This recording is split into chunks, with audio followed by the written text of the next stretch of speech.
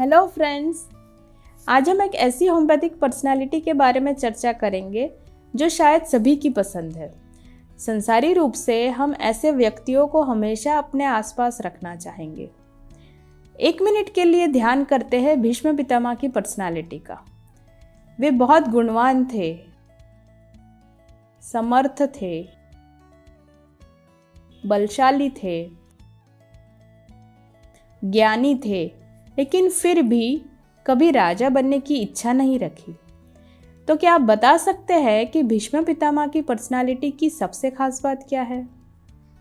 शायद आपने गेस कर ही लिया होगा कि उनकी पर्सनालिटी की सबसे खास बात है उनका सैक्रिफाइसिंग बिहेवियर, यानी त्यागमय आचरण। उदाहरण के तौर पे देखें तो पहली चीज जो भीष्म पितामह के प्रति ध्यान आती है वो है उनकी प्रतिज्ञा। भीष्म पितामह का जीवन सबसे अधिक प्रभावित हुआ उनके द्वारा लिए गए व्रत से, जिसे भीष्म प्रतिज्ञा के नाम से जाना जाता है। जब उनके पिता शांतनु ने सत्यवती से विवाह की इच्छा व्यक्त की, तब सत्यवती के पिता ने इस शर्त पर विवाह के लिए सहमति जताई कि सत्यवती के पुत्र ही हस्तिनापुर के सिंहासन पर बैठेंगे। और इस परिस्थिति में भीष्म पितामह ने स्वेच्छा से राज सिंहासन का त्याग कर दिया और ब्रह्मचर्य की प्रतिज्ञा ली। यह उनके त्याग और आज्ञाकारी स्वभाव का परिचायक है। ऐसे ही यदि हम कुरुक्षेत्र युद्ध में उनके रोल की बात करें तो कुरुक्षेत्र युद्ध के दौरान भीष्म पितामह ने कौरवों का साथ दिया, जबकि उनका हृदय पांडवों के साथ था। उन्हें पता था कि पांडवों का पक्ष धर्म का पक्ष है और वही जीतेंगे। इसके बावजूद उन्होंने यह निर्णय लिया। 1 मिनट के लिए स्वयं को यदि हम भीष्म पितामह की जगह पर रखकर सोचे तो ये समझ आता है कि इमोशनली ये कितना बड़ा सैक्रिफाइस रहा होगा। इस निर्णय के पीछे का कारण सिर्फ और सिर्फ उनकी प्रतिज्ञा और हस्तिनापुर के प्रति उनकी निष्ठा ही था। ये इवेंट्स दिखाते हैं कि कैसे भीष्म पितामह ने अपने जीवन में त्याग और आज्ञाकारी व्यवहार का प्रदर्शन किया, विशेषकर अपनी प्रतिज्ञाओं और राज्य के प्रति अपनी निष्ठा के संबंध में। ये सैक्रिफाइसिंग बिहेवियर ही आज की रेमेडी का मेन पॉइंट है और इस रेमेडी का नाम है कार्सिनोसिन।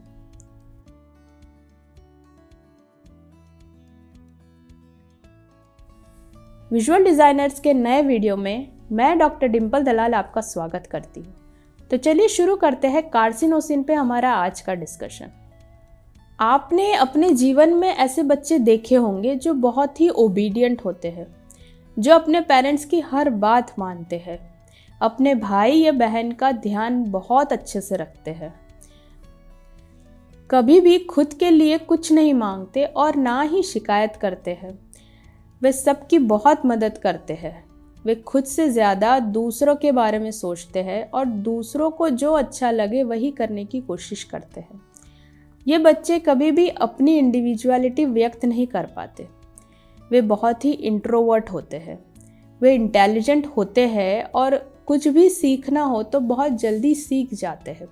वे बहुत ही संवेदनशील, सहानुभूतिशील और दयालु होते हैं।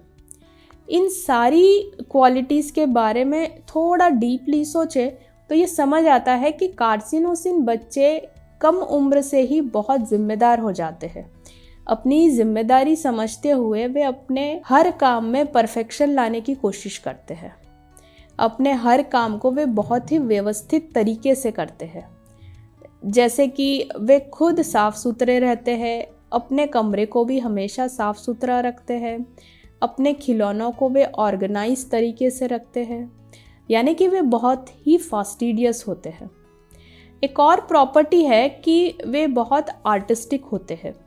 उन्हें म्यूज़िक, ड्राइंग और डांसिंग जैसी एक्टिविटीज़ पसंद होती है और उन्हें नेचर से भी बहुत प्यार होता है। इनसे इनके पेरेंट्स और इनके आसपास के लोग हमेशा खुश रहते हैं। वे सब इस बच्चे की बहुत तारीफ भी करते हैं। अगर आपका बच्चा ऐसा बिहेव नहीं करता है तो तारीफ सुनकर आपको भी लगेगा कि काश मेरा बच्चा भी ऐसा बिहेव करता। पर क्या आप जानते हैं कि एक बच्चे का इस तरीके का बिहेवियर क्यों होता है? क्यों वो कभी भी अपने बारे में नहीं सोचता? क्यों वो हमेशा दूसरों को खुश करने की कोशिश करता है? क्यों हमेशा अपनी वस्तुओं का, अपनी इच्छाओं का और अपने हक का सैक्रिफाइस करता है? उसके इस तरह के बिहेवियर का सिर्फ एक ही कारण है और वो है स्नेह की इच्छा। उन्हें डर होता है कि उन्हें स्वीकार नहीं किया जाएगा, उनकी सराहना नहीं की जाएगी, उनसे प्यार नहीं किया जाएगा, सब लोग उन्हें अपनाएं और उनसे स्नेह करें, इसलिए वे ऐसा बिहेव करते हैं। उन्हें लगता है कि यही साथ रहने का सबसे अच्छा तरीका है। जैसे जैसे वे बड़े होते हैं उन्हें लगता है कि उनकी इच्छा शक्ति कमज़ोर है, वे ना नहीं कह पाते और वे दूसरों को खुश करने की कोशिश करते रहते हैं। वे अपना सारा जीवन ऐसे ही बिता देते हैं। पर वो कहते हैं ना, अति किसी भी चीज़ की अच्छी नहीं होती। वैसे ही इतना सैक्रिफाइसिंग और सेंसिटिव नेचर भी अच्छा नहीं होता। उनमें इंडिविजुअलिटी की कमी होने की वजह से उन्हें डोमिनेट किया जाता है। यहाँ हमें डोमिनेशन को थोड़ा समझना होगा। कार्सिनोसिन हमेशा ये पूरी कोशिश करता है कि वो अपने प्रियजनों को हर तरीके से खुश रख सके।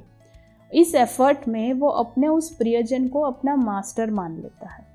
समझने की बात यह है कि ऐसा मास्टर कार्सिनोसिन के दिमाग में डायरेक्ट डोमिनेशन या परसिव डोमिनेशन एग्जिबिट कर सकता है। फॉर एग्जाम्पल, एक मदर अपनी 5 साल की बेटी से उसके छोटे भाई का ठीक से ध्यान रखने को कहती है। यदि बेटी एक कार्सिनोसिन पर्सनैलिटी है तो उसके लिए ये एक डायरेक्ट डोमिनेशन हो सकता है। वो पूरी तरह से भाई का ध्यान रखने की कोशिश करेगी। यहाँ आप मेरी बात को समझने की कोशिश कीजिए कि ये कोई नॉर्मल केयर वाली बात नहीं है। बेटी को भूख लगी होगी तो भी भाई को छोड़कर नहीं जाएगी। भाई को एक तरफ रखकर कोई गेम नहीं खेलने बैठ जाएगी। नींद भी आ रही होगी तो जागने की कोशिश करेगी। हमें ये समझना होगा कि एक छोटे बच्चे के लिए ये बड़े सैक्रिफाइसेस है जिससे वो अपनी मदर को खुश कर सके। किसी और दिन बिना मदर के इंस्ट्रक्शन के भी वो अपने भाई का अच्छे से ध्यान रखेगी, क्योंकि उसके लिए ये एक परसिव डोमिनेशन भी हो सकता है। कार्सिनोसिन इंडिविजुअल्स को अपने प्रियजनों की रूडनेस का डर होता है।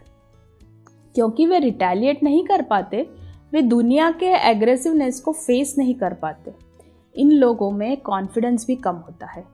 वे खुद पर इतना विश्वास नहीं करते कि वे जो चाहते हैं उसे हासिल कर पाएंगे। वे ऐसी परिस्थितियों से बचते हैं जिसमें बहस हो सकती है। उदाहरण के लिए, कार्सिनोसिन बच्चे दूसरे बच्चों द्वारा अपने खिलौने ले जाने को सहन कर लेते हैं ताकि विवाद से बच सके। कार्सिनोसिन के लोगों में हाई सेंस ऑफ रिस्पॉन्सिबिलिटी होती है। बच्चे बहुत कम उम्र से ही अपने परिवार की अधिक जिम्मेदारियां उठा लेते हैं। जब ये लोग खुद पे बहुत सारी जिम्मेदारियां लाद लेते हैं तो उनका माइंड जल्दी थक जाता है और सबसे पहले उनकी याददाश्त प्रभावित होती है। वे रोज़मर्रा की सामान्य बातें भूलने लगते हैं। उन्हें याद रखने के लिए जानबूझकर सोचना पड़ता है। उनकी भूलने की आदत उन्हें चिड़चिड़ा बना देती है। पुअर मेमोरी के साथ आमतौर पर डलनेस ऑफ माइंड भी होता है। उन्हें सोचने और ध्यान केंद्रित करने में कठिनाई होती है। इंटेलेक्ट स्लो हो जाती है। कुछ भी सोचने के लिए उन्हें काफ़ी मेहनत करनी पड़ती है। माइंड और बॉडी में कमज़ोरी और थकान महसूस होती है।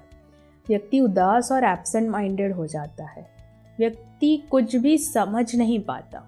बातचीत में वे कुछ सुनते हैं लेकिन शब्द वास्तव में रजिस्टर्ड नहीं होते और इसीलिए वे प्रतिक्रिया नहीं देते।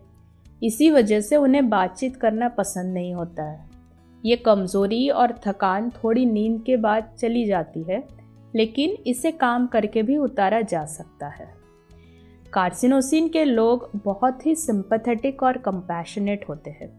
वे दूसरों की पीड़ा के प्रति इतने सेंसिटिव होते हैं कि वे दूसरों के दर्द को अपने शरीर में महसूस करने लगते हैं। ऐसे कार्सिनोसिन दूसरों के लिए अपना आराम त्याग देते हैं। इन लोगों में एम्पैथेटिक और सिंपैथेटिक क्वालिटी इतनी प्रमुख होती है कि वे किसी दुखद घटना को देखने के बाद दिनों तक रो सकते हैं। वे न्यूज़ में या मूवीज़ में दिखाए गए हिंसक घटनाओं से भी गहराई से प्रभावित होते हैं। माता पिता के बीच झगड़े से भी वे बहुत प्रभावित होते हैं और यह सिचुएशन उन्हें आसानी से रुला सकती है और निराशा में डाल सकती है। वे हार्मनी पसंद करते हैं। कार्सिनोसिन लोग बहुत ही इंटेलिजेंट होते हैं। उन्हें पढ़ना, कुछ नया सीखना पसंद होता है।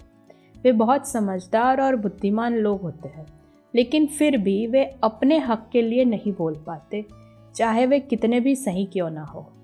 वे ऐसे लोग हैं जो दूसरों को उचित ठहराने की कोशिश करते हैं, लेकिन यदि दूसरे उनके साथ अन्याय करते हैं तो वे प्रतिक्रिया नहीं देते।